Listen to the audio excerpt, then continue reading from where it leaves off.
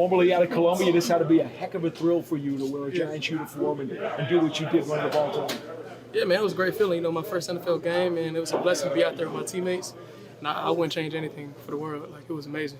You ran for over 60 yards and really seemed to have some momentum. And a few times this crowd was ready to bust because you had that blazing speed. Right. Yeah, I mean, there was a couple runs that, you know, that one more inch, you know what I'm saying? But, you know, it was otherwise, man, we got the win and everything was great. So, yeah. How did the first pro game, even though it's a preseason game, meet your expectations? I mean, when it comes to, you know, the speed of the game, I was prepared, you know. We did joint practices, we had OTAs, you know, we had training camp and everything. So I was a lot more prepared than I even thought I would be. So when I was out there, like, the game speed wasn't even like too much, you know. So, you know, Coach Daves, he does everything he does to make sure we're prepared for these type of moments. So everything that happened out there, I was already prepared for, and even more. So, yeah. What do you think you learned from your first pro game that you'll be able to use now during the rest of the preseason? Some things you just don't get back. So make sure, like, you know, every carry that you take it with a purpose.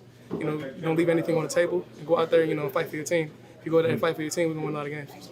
Could you even imagine that this night would have happened, given the fact that you've been in Columbia, went to South Carolina, it's crazy, right? ran into all those troubles with the NCAA, and now here you are in a pro game?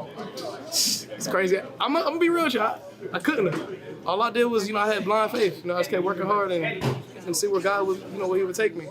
And it's a blessing to be here. You know what I'm saying? Like, even before the game started, I was like, wow, like, it's crazy. I'm here. You know, I wouldn't change anything for a thing. You know, I wouldn't change my eligibility situation. I wouldn't change anything.